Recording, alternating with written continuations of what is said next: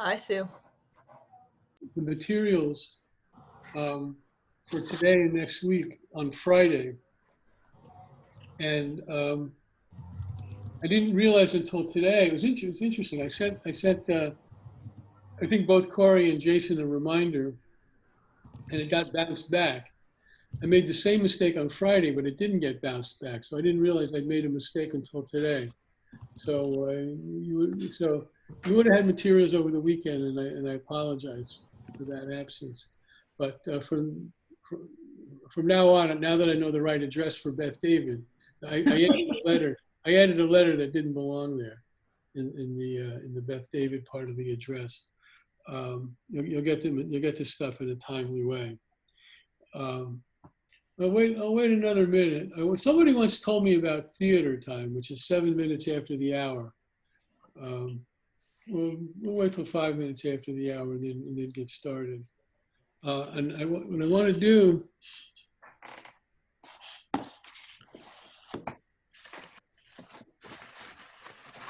is finish up my introductory material from last time, because now it's going to become it's going to become more relevant. I mean, last time we spent, we talked about the general structure of Jewish thought. We talked about Maimonides' 13 articles of faith, and that was important because you got to see you got a little taste of the concerns of medieval philosophy. When I say a taste, I mean like, a forespice of a forespice, but worth noting just the same. We talked about Moses Mendelssohn a little bit, and about the one point. He's scholars of Mendelssohn know a great deal about him and a great deal about his contributions to both Jewish society, European society, and intellectual thought of the day. But in an introductory lecture, the important point about his book, The Jerusalem, is where he speaks about Judaism as being divine legislation, and as distinct from revelation, by which he was trying to make a division between Judaism and Christianity on the matter of dogma. He wanted to argue that Judaism had no dogma. And in a way, it was a response not just to Maimonides and his 13 articles of faith, but a whole medieval discussion, which I alluded to, but we didn't talk about at any great length, a whole medieval discussion about what are the true dogmas of Judaism. And in making that separation, both for Christianity in the modern period, in his period, and for medieval philosophy, Mendelssohn is kind of like both acknowledging the difference between Jewish life at the end of the 18th century, which is when he lived, and previously, and thereby bringing us into all the conundrums of modern life for the Jews, all the benefits for the Jews, but all the intellectual, religious problems for the Jews. And I guess I got to clarify what I mean by that. And you got a question, don't hesitate to ask. I mean, I see some of you muted yourselves. So there are innumerable distinctions between Jewish life in what we'll call broadly the Middle Ages and Jewish life in the modern period. Did I talk about this last week in terms of the French Revolution? I think I did, where now Jews are beginning, and really just beginning, to have the opportunity to move into societies without being distinctly different peoples, treated differently legally, and often persecuted.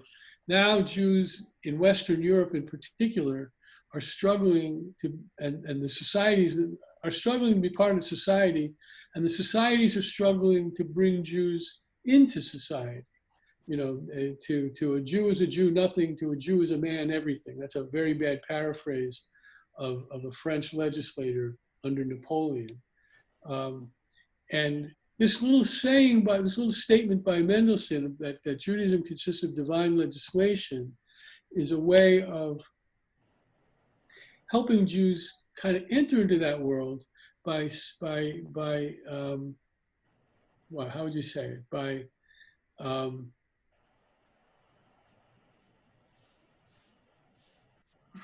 by asserting something special about Judaism, but not something that keeps Jews out of the rest of society. And from the late 18th century well into the 19th century, throughout the 19th century, various permutations and combinations of discussions about this problem are going to characterize Jewish life. So in the early decades of the 19th century, in 1811, if I have my date right, a synagogue in Hamburg opens up, and it's the first Reformed synagogue in the world. It has mixed seating. It has an abbreviated liturgy. There are prayers in German. There are some prayers in Hebrew. There's a sermon. There's an organ. And not one of the people, by the way, involved in the organization of the Hamburg Synagogue was a rabbi. The original impulse for the Reform movement was from the laity. The laity began to see that they needed a form of worship that was congenial with the world in which they were living. I'm not going to go off on this tangent too long because it's an entire course in itself, the birth of non-Orthodox Judaism. But the Reform movement, which predates the conservative movement, as a lot of you probably know, and predates modern Orthodoxy, as some of you may know, is really the first organized, systematically organized revolution against Jewish life in the modern period. And it also predates Zionism. So its core interest is creating norms for Jews that enables them to stay Jewish, but also be part of the society in which they live. And it opens up a Pandora's box of a whole lot of things, of which we are still cognizant. And even though this is a class under the aegis of Beth David, and Beth David is a conservative synagogue, and again, this is a whole other course unto itself. The conservative movement was and remains enormously influenced by the Reform movement because of because of the ideas that the Reform movement promulgated. Now, I'm just debating whether I should just jump up. Let me take a look at my notes.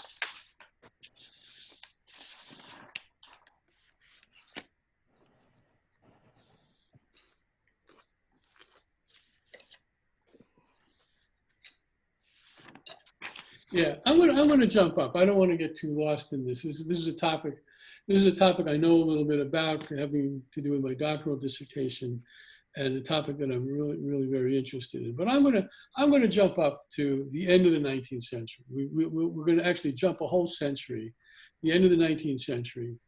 You have in America a couple 100,000 Jews, who most of whom are from Germany, having arrived from 1848 until the mid 1860s.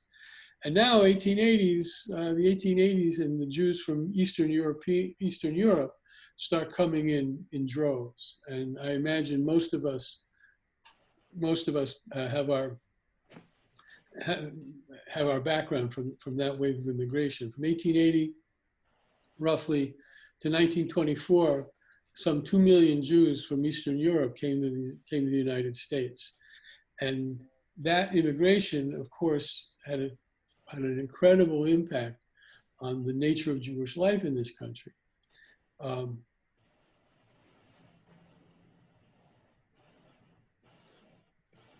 I want to go back to Europe.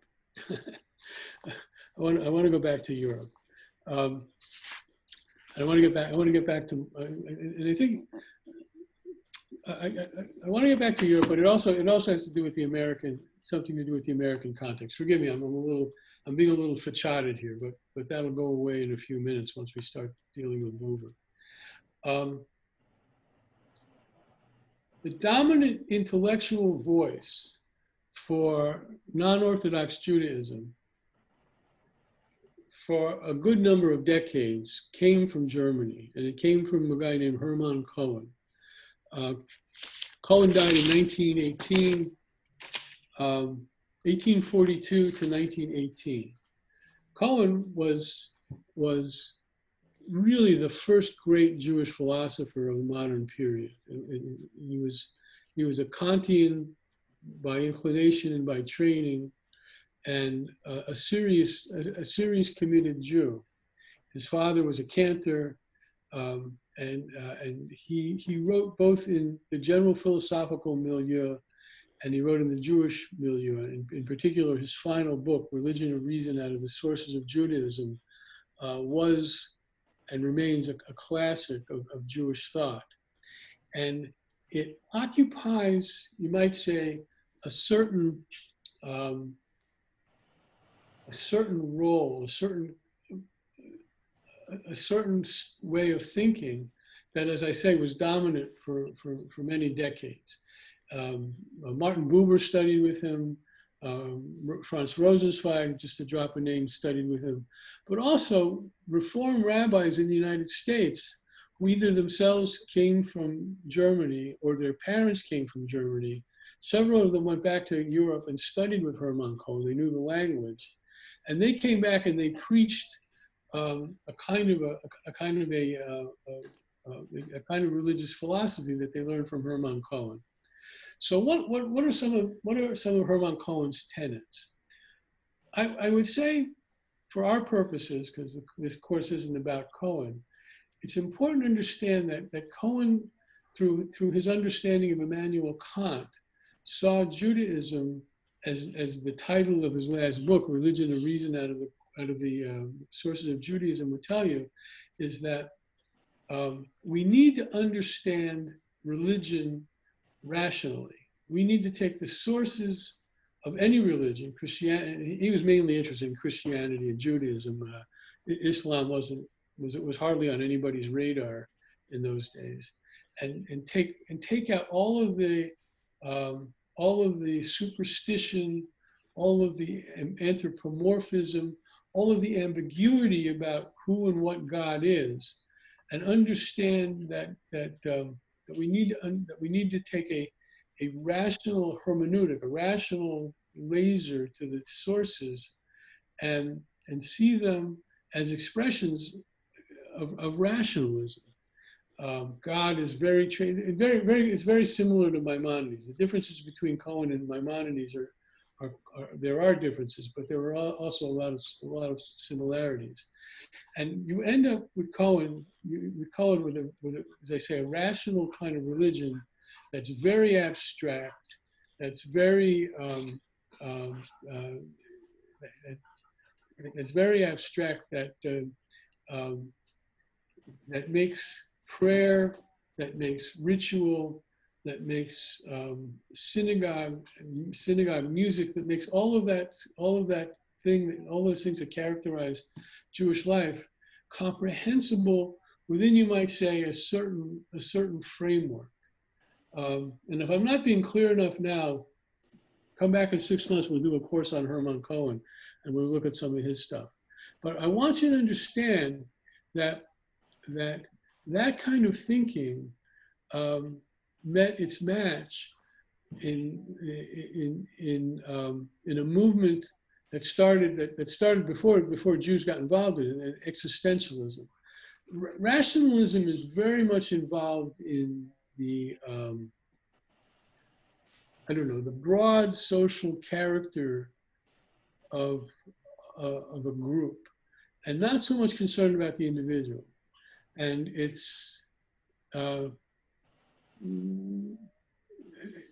an existentialism comes along, an existentialism which is a rebellion against this kind of thinking, maybe more against Hegel than Kant, but nevertheless that kind of thinking, a rebellion against that kind of thinking that's desperately concerned with the life of the individual.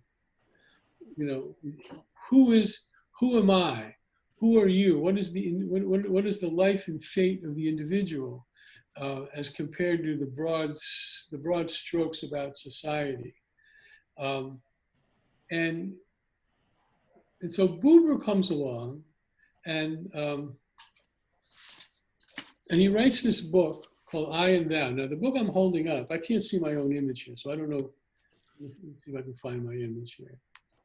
If I'm going to take a little digression here. I don't know if you've ever heard of a series, but you really should hear about it, called Jewish Lives, the Jewish Lives series, put out by Yale University Press.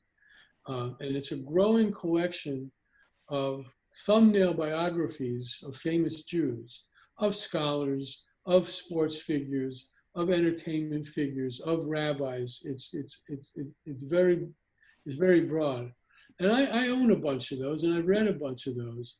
And if you don't know this, if you don't know this series, make a note in the back of your head, the Jewish Lives series. It's pretty good. And all of the authors are scholars, and all the authors are specialists in the broad general field in which the book, the person is the person about whom they're writing. But there's one book that really stands out in terms of its depth, and that's the book on Martin Buber, which I'm holding here in my hand, and that's written by Paul Mendes Flores. This, unlike any of the other books in the series that I've read, this is an original work of biography, and it's really good. It's comprehensible, it's in depth, and you get to see a lot of things about how Buber developed, both in Germany and in Israel, which I'll mention a little bit more about in a moment. And you read it, and you read about Buber's high school education, Buber had a high school education like some of us had as a graduate school education, because that's how you got educated in Germany in the, I want to say the 1820s. And he cuts a very impressive figure in terms of his learning, in terms of the things he got involved with. He was an early Zionist, for instance, and he became the editor of a Zionist journal. He was enormously prolific in Bible scholarship and philosophy and Hasidism. He's a pretty remarkable character. And he wrote this book, Ich und Du in German, I and Thou. And I and Thou is also one of the classics of Jewish philosophy of the 20th century. And we're going to look into it. I mean, our job tonight is going to be looking at the primary text. Now, I want to take a step back and again apologize for not getting you the material before today. It was my mistake in the email that I sent out, but I included the first several pages from I and Thou, and I also included a chapter from Eugene Borowitz's book, Choices in Modern Jewish Thought, which if you weren't able to get to it today, I recommend that you read it between now and next week. Borowitz was, he was a very interesting character and a bit of a revolutionary himself. When someone writes his biography, I'll get to see all of the things that he did. Borowitz was a professor of Jewish thought at Hebrew Union College Jewish Institute of Religion in New York, which is where I studied. So I got to take several courses with him. And I think that Borowitz Borowitz himself was a very prolific guy. And one of the things he succeeded in doing was being a very good popularist. He could take Hermann Cohen and Martin Buber and Abraham Joshua Heschel and other thinkers and give you a pretty good account of who these people were, but in language that most college-educated people could understand. That's what I mean by he was a popularizer. He could take complex ideas and make them comprehensible. Now, I will say, when you take complex ideas and make them comprehensible, you leave stuff behind. That's inevitable. You're going to leave stuff behind. But he catches, in all of his writings, all of his popular writing, he catches some essence of the thinker that's good enough, at least for a beginning point, for us to understand who the person is. So I highly recommend that if you didn't get to it today, because I understand it was sent out sometime today, if you didn't get to it today, I highly recommend that you have a look at it for next week, because it'll help make Borowitz's, Buber rather, more comprehensible. But Borowitz's other contribution to liberal American, to a liberal thinking, and especially, let's say, North American liberal thought. And when I say liberal, I don't mean just reform. He taught in a reform seminary, and Borowitz did a lot of his work, in the reform movement, in the camps, and with the UAHC, before it was called the URJ, the Union for Reform Judaism. And he trained rabbis, of course, and trained reform rabbis. He trained several generations of them. But he thought of himself not as a reform thinker per se, but as a thinker who was addressing the concerns of the liberal American Jewish community, not the Orthodox community so much. And he himself fomented a rebellion against that kind of rationalism represented by Hermann Cohen. But more than that, and he fomented a revolution against, and here this is more a reform concern than a conservative one. He fomented a revolution against the kind of thinking in the reform movement that said, we don't need none of that stuff. We don't need yarmulkes, and we don't need kosher food, and we don't need talesim. We don't need Shabbos. Borowitz's argument about this was that the concern for the individual, he was an existentialist himself, it entails the utilization of those practices and ideas that carried the Jews through the generations, carried the Jews through the centuries. His most important work was something called Renewing the Covenant. And as the title implies, he understands the whole thrust of Jewish history as, and this he gets from Buber. This is a very strong Buberian idea, though we're not going to see it directly in the text that we study. He sees in the entirety of the Jewish people a commitment and a recommitment over and over through the millennia to the covenant, beginning at Mount Sinai, when, regardless of how you understand what happened at Mount Sinai, you have this group of former ragtag slaves who have this experience, and out of the matrix of that experience, they make a pledge to God, and that pledge is a continually renewing pledge, by which I mean not just that the commitment is made, but reconceiving the commitment, reconceiving the covenant is continually part of the issue, continually part of who we are. And if you're going to be a covenanted people, Borowitz would argue, you need to be engaged in those things that hold the covenanted people together. So broadly speaking, things like ritual and prayer and Shabbat and Chagim and all that sort of thing, which among the vast numbers of American Jews, and here I speak with experience, that it's not reform, it's not just reform, but it's conservative folks as well, plus the vast number of unaffiliated Jews. If you're going to be covenanted to God, as a Jew to God, you need the tools of the Jewish tradition with which to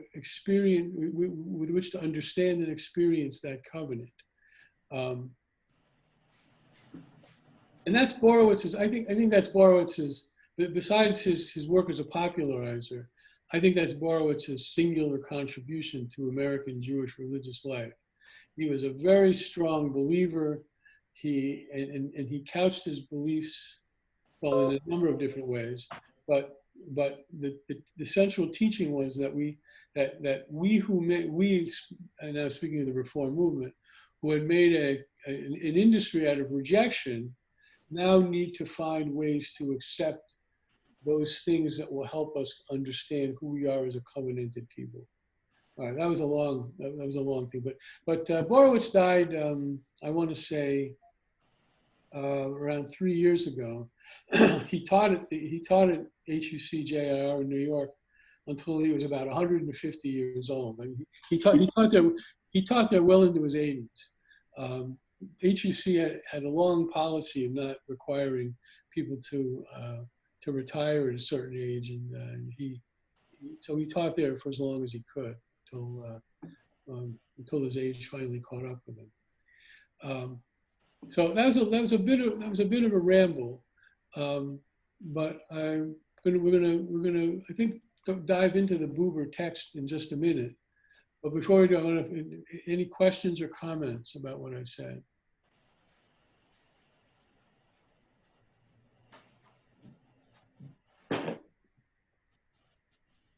People have been chatting. Let me see what they say.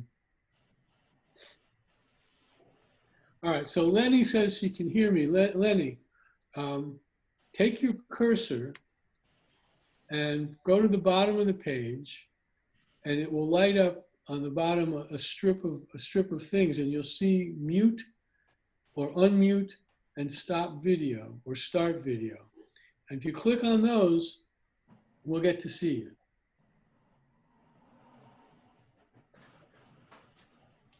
And Drew Grimm, and same. Now people are disappearing. Hi there. Yeah. Yeah, welcome back. Thank you. All right.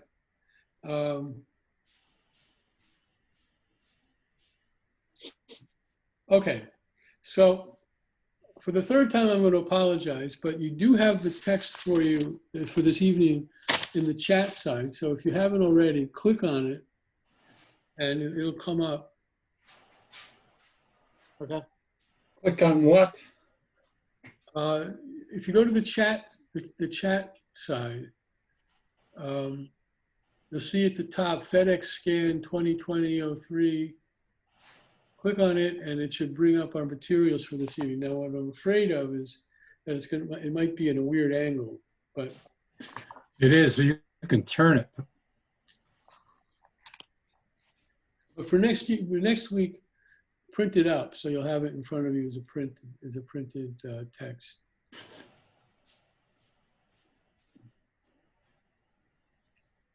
They emailed it out today too. Yeah, I know, but I'm not sure everybody got it on time. All right, so I guess I need to say before we jump into this that Buber's central idea is that knowledge, broadly speaking, is not based on individual learning. Knowledge of a certain type comes from relationship between one individual and another. And we'll get into this some more once we look at the text, and that he sees in these dyads, in this dyad of one person to the other, two ways of understanding. The first way of understanding is our normal discourse every day, we go to the store. Of course, we don't go to the store now. We go to the store, and we got the deli person to get us up half a pound of cheese, and we go to the cashier, and we chat with the cashier. And we may be, engaged individuals with the person behind the deli counter and the person behind the cash register, but there's a in our typical intercourse with people, there's a distance between me and the other person, a kind of a utilitarian relationship with the other person. Now, we don't use the person in a bad kind of way, but it's how we do most of our business. It's also how, writ larger, beyond the deli person and the cash register person, this is also how we do all of our learning. This is the realm of science. And for me, by the way, this is, well, let me take a step back. This is the realm of science. Science is the, is the process of understanding the world. And we do this in research, we do this with other people, we do this with research partners. We do all kinds of intellectual things that are necessary for the world in which we live, but there's always a distance, there's always a formality, there's always something, there's always, you might say, a wall between me and the other person. Well, this way of knowledge, Buber calls I, it, where I am I, and the other, whether it's, again, the deli person, or my science partner, or even when I read or write something, the other thing is an it. And you can tell by the term, the impersonal use of the word, that there is this distance. And it's not a bad thing. It's not a bad thing at all. It's the world of commerce. It's the world of most of our interactions with people. It's the world of technology, of science, of the arts, for that matter. And it's okay that that's the way we live most of our lives. But there's another part to reality that takes us into a different realm. It takes us into where there's another form of knowledge where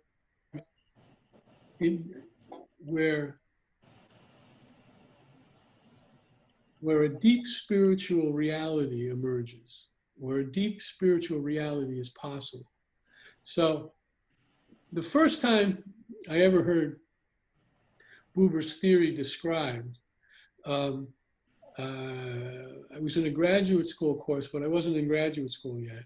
And this fellow was just about to graduate. I hope he got a job. I have no idea I don't remember his name. He stood up and he was giving like a lecture that was being filmed, being videoed, so he could use that as part of his portfolio. And he spoke in a way that I was right out of college. It was very common, you know. He said, you sit down to talk to somebody, and it's 9 o'clock at night, and you're talking and you're talking and you're talking, and before you know it, it's 3 in the morning, and you don't know where the time went. And you sit back and you say, oh, it's 3 o'clock. And whatever it was that held you and your partner, your conversation partner together, breaks. But in that time period, whether it was 6 hours or half an hour or 2 hours, doesn't matter, something very different happens.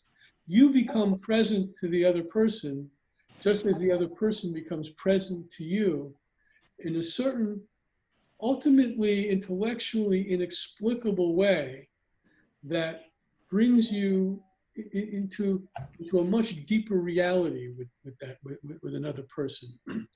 And that Buber refers to as I and thou. Now, in our English speaking context, the word thou, at least in my way of hearing it, has a kind of a formality to it. That's not a beer you're drinking, right? Well, now what's the only beer we should be drinking now? What's the only brand? I'm trying to get rid of all my Hamets before Pesach. I'm just giving you a hard time. What's the only brand of beer we should be drinking now? It's obvious, Corona, right? Yeah. So the word thou for us is a little problematic, but in German the word is du. And if you know any German, you know that the word du is a very informal way of speaking to another person, you. German has two ways of saying Y-O-U, if you don't know this. One is Sie and one is du. And typically, until you know somebody, you refer to the other person as Sie, a kind of a distancing. But to say du connotes a certain intimacy. And so in English, the word thou is supposed to connote that sense of intimacy But it's frequently hard to see that, it's frequently hard to hear that. But when I say ich und du, which is how you say it in German, I and thou, you're expressing this epistemological idea in part of Buber that recognizes this other infrequent form of reality that shows us that there's a deeper way of being engaged with another person. Now, I don't know how clear that was. It doesn't matter, because if you read the Borowitz will make it clearer. And in any event, we're going to jump right into it with Buber right now, and maybe Buber will help make it clear for us as well. But again, any questions or comments? I worry when I don't have any questions, because I know I'm not being all that clear.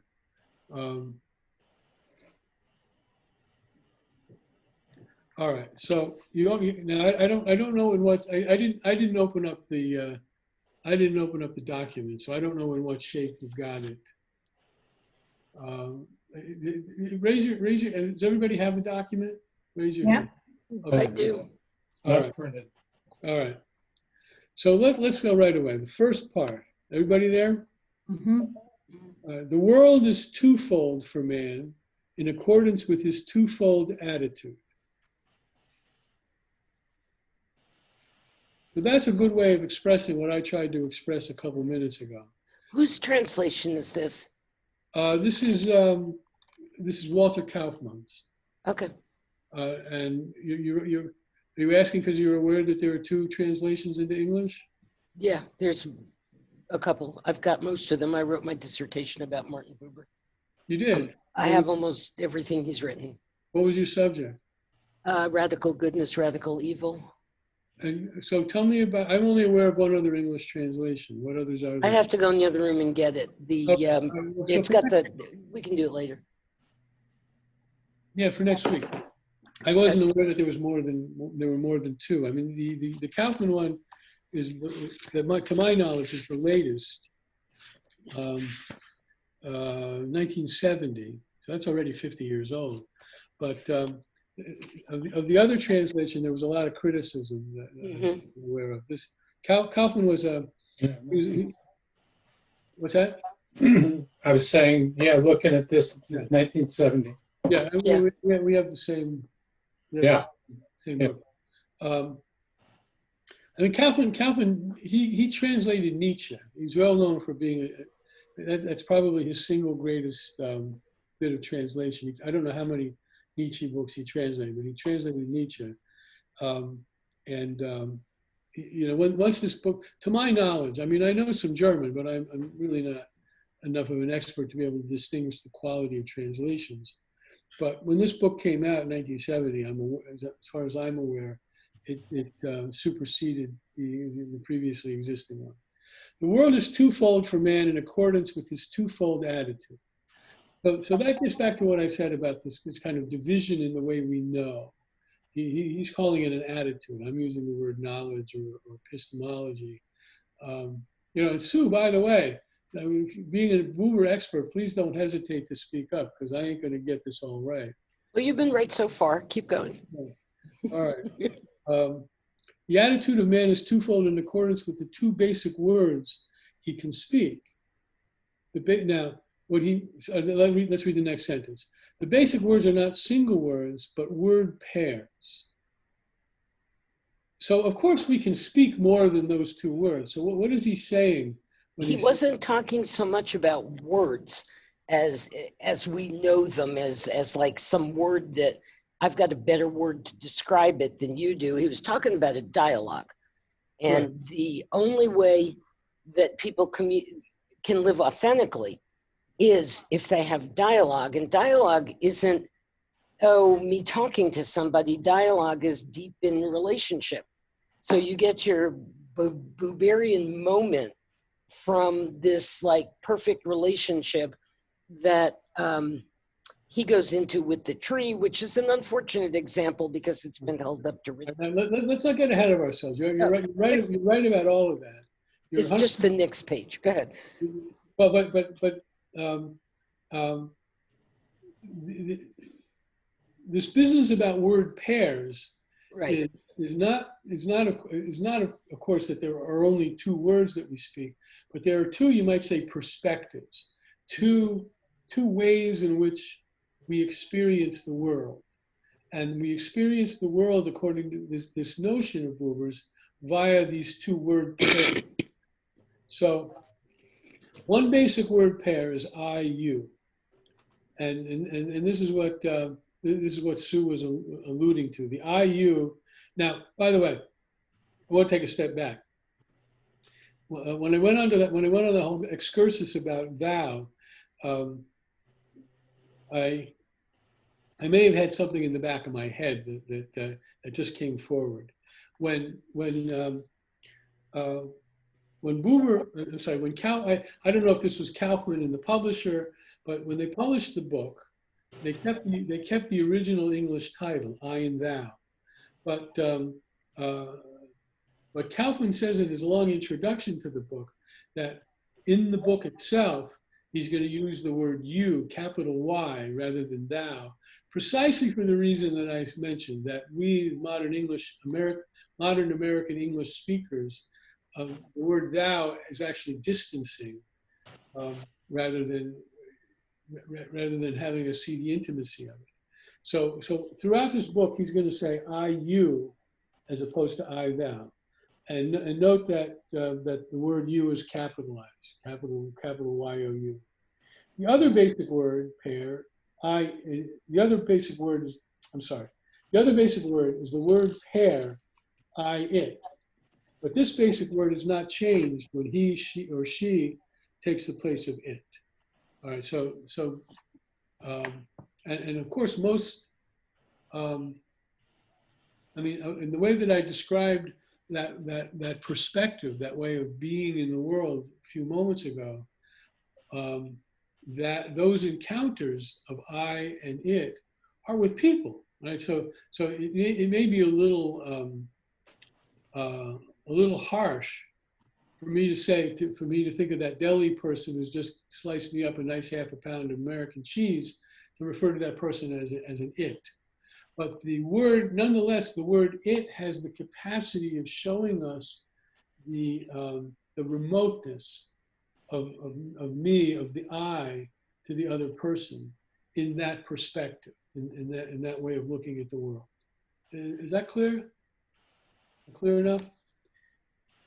It strikes me that the I, it is a transactional word, transactional pair. By which you mean? It's used to have a transaction with. I'm not having a relationship, I'm having a transaction. Yeah, okay, that's transaction is a nice 2019, 2020 word. You start hearing it so much but yeah, I think that's exactly right. I mean, that's another, if we can come up with a group of adjectives that describe this, certainly transactional is a good one. It's in that word, but I mean, I want to reiterate that that whole world is the world in which we live in 98% of the time. It's not in and of itself evil. It can be evil, and it can, and the ignoring of the other perspective, the other reality, can lead to evil. But it's otherwise where we live most of the time. So it's not, and Buber's contribution, therefore, is this way of saying we need to create conditions in which we can enter into this other meeting, although it's very hard. You can't plan for it. It happens by happenstance. And if you're aware of the notion, when it's over, you'll know that, oh yeah, that's a unique kind of meeting. And of course, in Buber's perspective, it's a religious experience.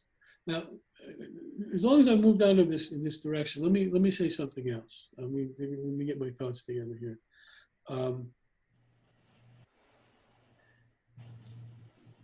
One of the things about this notion that is a response to modernity is kind of like this. And this is one of the things I like about, one of the things I really treasure about I and Thou. You know, by preparing for this class, at one point or another, because of my work, I'd read most of the corpus of modern Jewish thought. It's not a very large library, so it's not, I'm not being particularly boastful to say I read them all. There's maybe, of that library, maybe 15 books. And then of course, all the commentaries on them. But what's one of our problems? And in fact, we touched upon this last week. What's one of our problems about religious life in modern times? Well, it's hard to be a religious man or woman when science and technology and politics, for that matter, have all taught us about the world in a very deep kind of way, about how the world works in a very deep kind of way that wasn't proved, that our ancestors, and by our ancestors I mean even 120 years ago, weren't privy to, much less 500 years ago. You know, there's a funny line in Maimonides' Guide to the Perplexed. I can't remember the argument, I don't remember the longer sentence, but he says, he begins a sentence by saying, just as the sun revolves around the earth, and then blah, blah, blah, blah, blah. You know, he's reflecting, he doesn't know yet. He doesn't know yet about the universe. He doesn't know yet about the solar system. We know a ton. We know so much that a lot of things to which we used to give credit to God for, we know God doesn't do, right?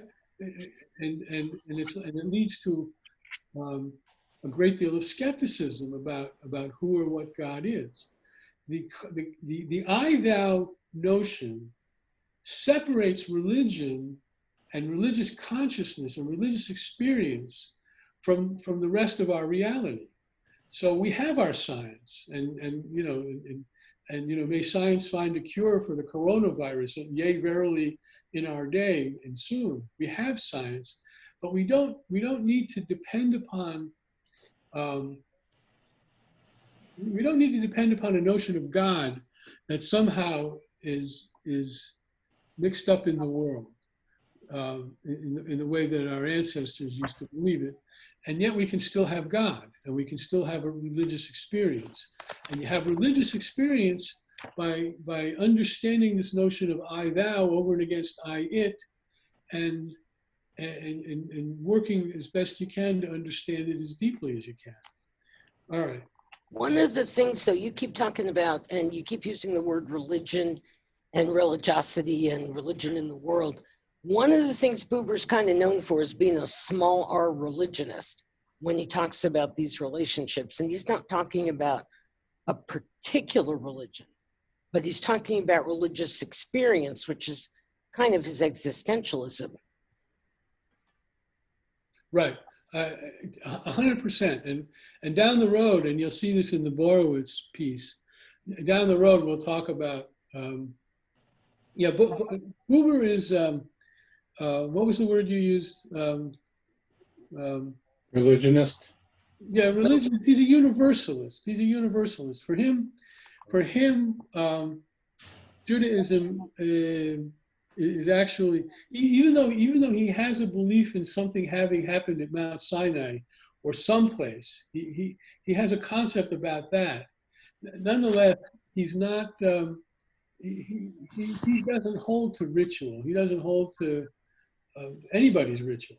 That's right. Not just Jewish ritual, but Muslim ritual and ritual of any kind. For him, ritual is the frozen remnant of an I-thou encounter. So I have an I-thou encounter in the desert 2,500, 3,500 years ago, and I say, oh yeah, I can't eat pork, and or oh yeah, I gotta light candles 18 minutes before sundown. For him, those are not of ultimate meaning. And so getting back to my teacher Borowitz kind of engaged in reconstructing Buber to allow to allow for ritual to have a kind of a meaning that Buber wouldn't allow. All right, I got a story. Now. I don't think any of you have ever studied with me before, but this is what I do. So back in the 60s, Buber took a famous lecture tour of America. And over the years, I've run into a couple of people who have who attended one of these lectures of his. One teacher of mine was in Chicago, I think, and another was. And so this story comes from Borowitz, when Buber came to New York City and gave a series of lectures at Columbia University. I think he gave a week-long series of lectures. Apparently, his English was lousy, but never mind, because he was Buber, right? And he died in '65, so this had to be the late '50s or early '60s, and he's set to go Monday through Friday night, Monday through Friday night, Monday night through Friday night. And as Wednesday came around, it became clear that he was going to lecture on Friday night. So Thursday night, at the end of the lecture, or the beginning of the lecture, it doesn't matter, all the Jews in the class, all the Jews who were attending these lectures went up one by one and apologized to Buber that they weren't going to be present at the Friday night lecture. And Buber, the way I heard the story, I don't know if he was apologetic or just explanatory. He says, "I'm sorry, but my way of observing the Sabbath, and maybe not even to put it that strongly, involves my teaching on Friday night, and I'm not going to cancel the lecture. And I respect, but on the other hand, I respect all of you for not coming tomorrow night." Yeah. So that's it is an important point to know about Buber, and it won't surprise you now, having made that point, to learn that Buber is more well known in the Christian world than the Jewish world. He's very popular among Christians, and for that matter, so is Heschel, whom we'll get to in a couple of weeks. Buber's influence goes well beyond the Jewish world, though I do think. I mean, I'm not going to take a survey. I'm not going to go to SurveyMonkey and check this out.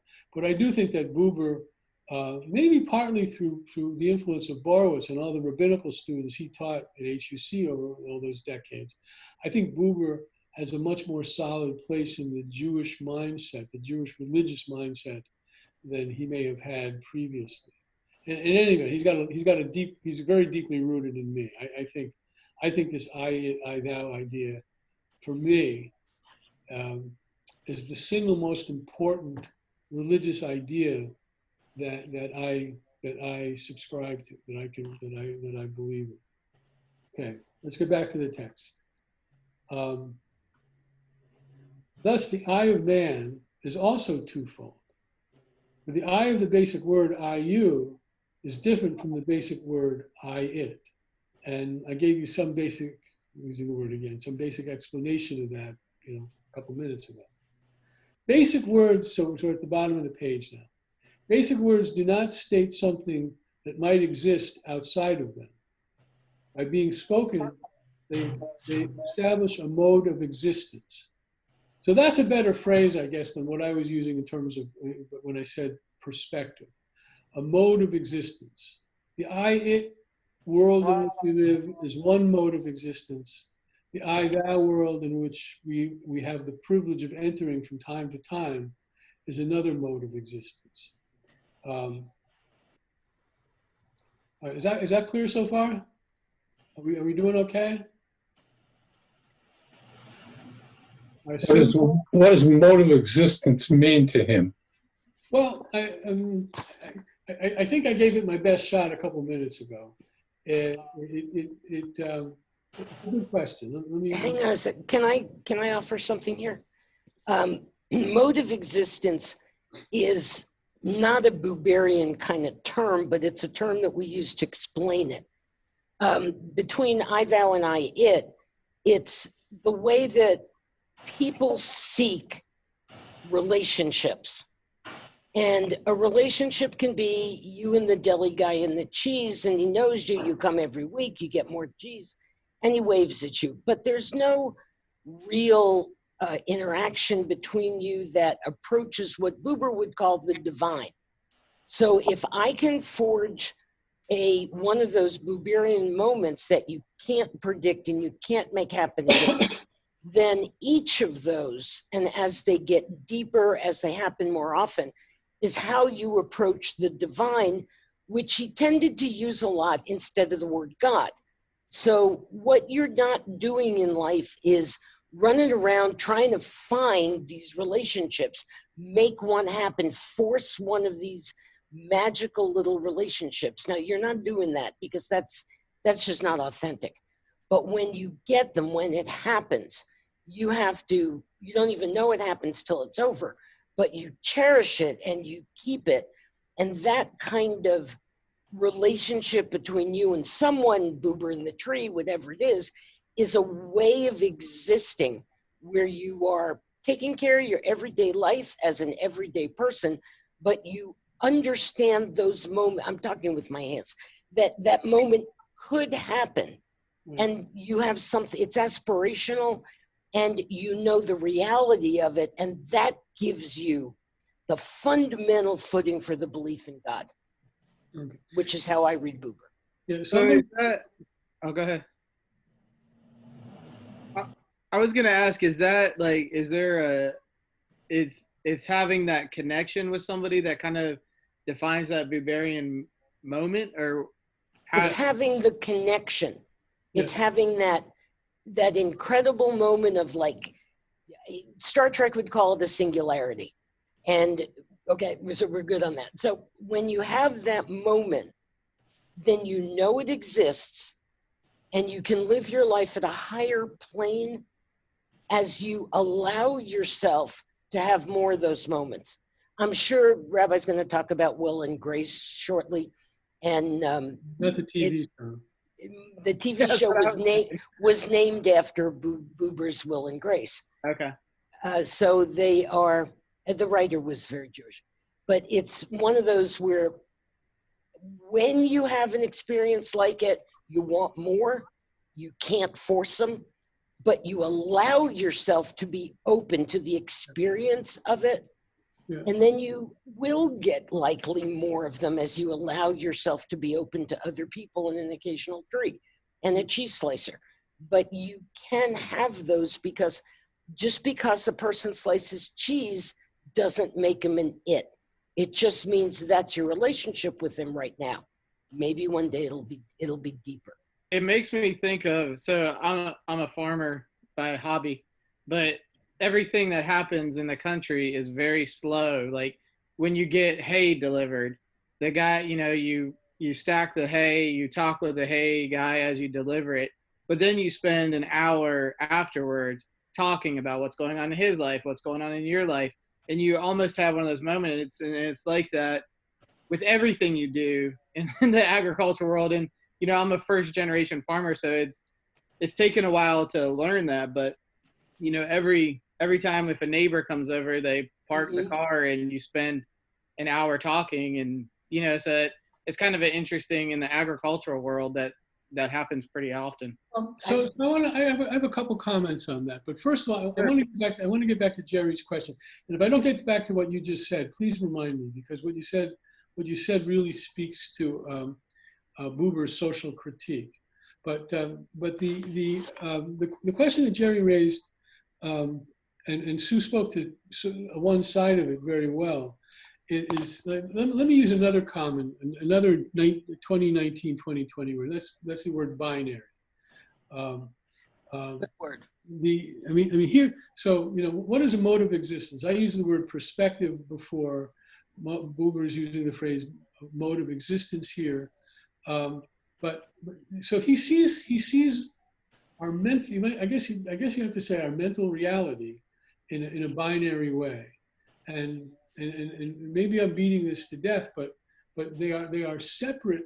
But I want to get back to what Drew said a minute ago. They are separate ways of experiencing reality, experiencing the world, and not to beat it to death, but the I-it mode of existence, the I-it side of the binary reality, is not in and of itself a bad thing.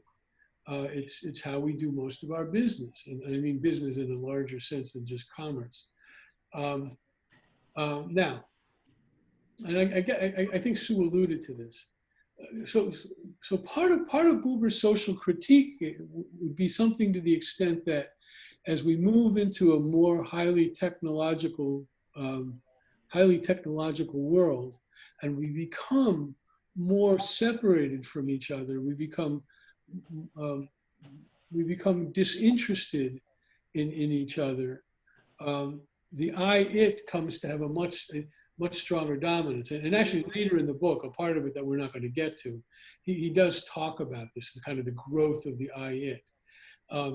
And while this other side of the binary reality, I-thou, the pristine experience is really unusual.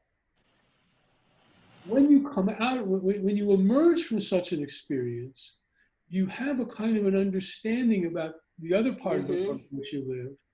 And it might well be expressed in the fact that, you farmer guys or farmer people get together and, after the hay is delivered, then you have a coffee and, talk about whatever it is you talk about. And, and of course, in other ways, I would hope that a lot of us have had that kind of a, social experience with people in other walks of life. But you're saying it's, you see it particularly characteristic in the farm world. And that's really cool. All right, so let's, so look at how long it took us to do one page. Well, let's go to the next page. Now, the top of page 54, where he says, basic words are spoken with one's being. That's really a partner with what he said before about different modes of existence. And I don't think we have to get too particularly, metaphysical about this. We say, and of course, all of this is kind of, in a sense, metaphorical. Basic words are word pairs. And word pairs are indicators of modes of existence, this binary plane that we live on. And so when we're in the I-it mode, like we're there, we're there totally. And when we're in the I-thou mode, we're there totally. Now, we could break this apart, and you can, those of you who got lots of time on your hands, you can't go to a library now. You got to do this all online. But you could check out the secondary literature on Buber and see how people dissect this and take it apart and try and put it back together again. But we're only on the top of the second page. So let's take Martin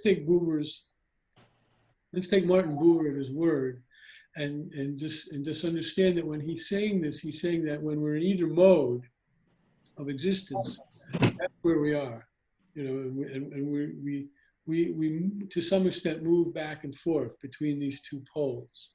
When one says you, the I of the word pair I-you is said too. Meaning, which is what I said at the very beginning, that this form of knowledge, epistemology to use a fancy word, is not between me and nothing else but my own thoughts or the words on a page. Reality for Buber exists between me and somebody else, right? Or something else. We'll get to the tree sooner or later, but me and something else, and so there's this sort of totality. There's this difference between one side and the other. When one says it, the word pair I-it is said too. So that's the same thing. The basic word I-you can only be spoken with one's whole being. The basic word I-it, I have to correct myself, can never be spoken with one's whole being. so in a way, I looked at this before, but I didn't remember this distinction. That's a kind of a contradiction. And if we were going to write ourselves a paper on Buber, you might want to say that he says basic words are spoken with one's being. Okay, but the basic word I it is not spoken with one's whole being. But the basic word I it is said with some of my being, but not all of my being. But when I'm in an I thou relationship, with somebody else, I'm there fully present for the other person, just as the other person is fully present there for me. So that's the totality of my existence. There is no I as such, but only the I of the basic word I you, and the I of the basic word I it. Now he's getting a little repetitive. When a man says I, he means one or the other. The I he means is present when he says I. When he says you or it, the I of one or the other basic word is also present. Being I and saying I are the same. Saying I and saying one of the two basic words are the same. Whoever speaks one of the basic words enters into the word and stands in it. So let's focus on that last paragraph, that last little paragraph.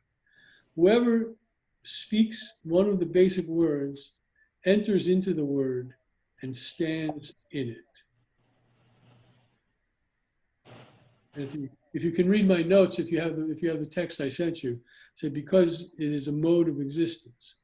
All of this, somebody once, I was in a class where Buber was the topic of discussion, and somebody said, when he was a kid, and I didn't write this as a kid, he was a young man though, Buber had this one central insight, and he spent the rest of his life trying to explain it to the world and to himself.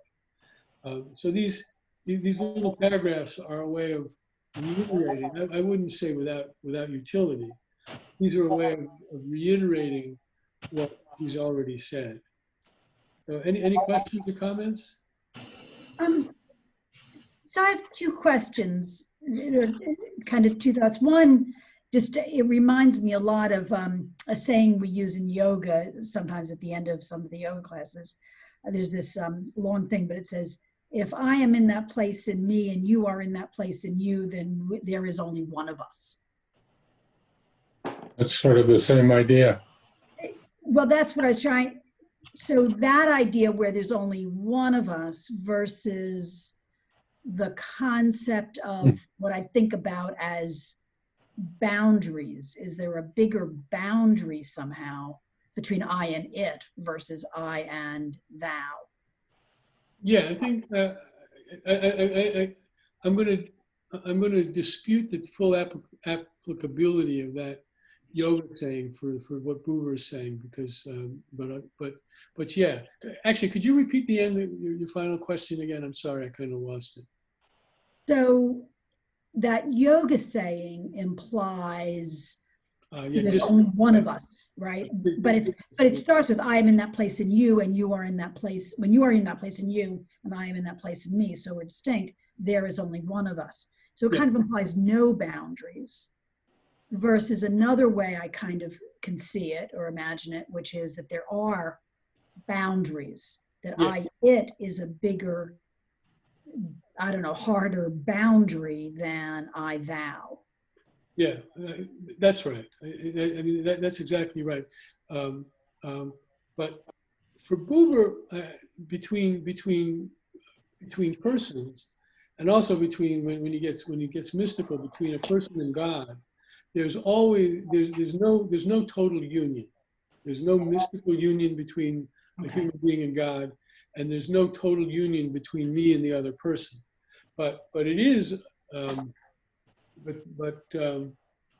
mean, I guess one way of saying it would be that the boundary that exists between, me and, I keep using the cheese slicer, is different than between me. Now, by the way, there's nothing wrong. It's not impossible that the cheese slicer and I can move into this other mode of existence.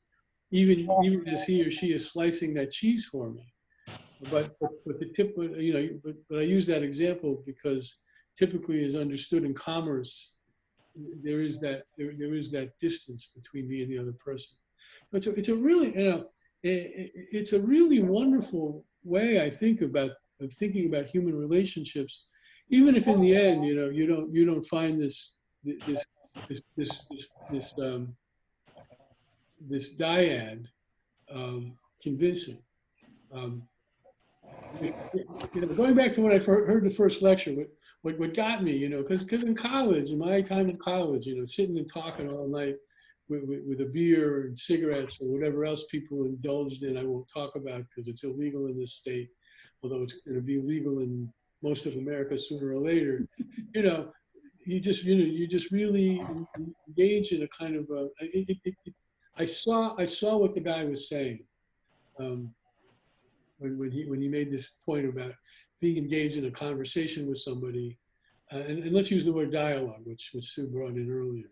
And when you're engaged in a dialogue with somebody, and then you pull out of it, you if you think about it, you understand that something special happened.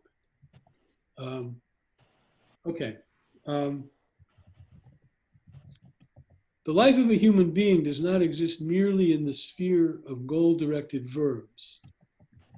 It does not consist merely of activities that have something for their object. I perceive something. I feel something. I imagine something. I want something. I sense something. I think something. The life of a human being does not consist merely of all this and its like. Again, he's reaching to the attempt. He's reaching at the attempt to explain what he understands that I-it world to be like. It's a world of perception, of feeling, of imagining, wanting, sensing, thinking. But that's not what all life is. You might think it is, Buber's saying, but that's not all what life is. All this and its like is the basis of the realm of it. But the realm of you has another basis. And I think I'm going to stop it here for tonight because I want to come back next week with you having read the chapter in Borowitz and maybe having had a chance to look at the pages I sent you. And we'll go forward on this. But before we hang it up, any questions or comments? I know I had fun. Well, that's good.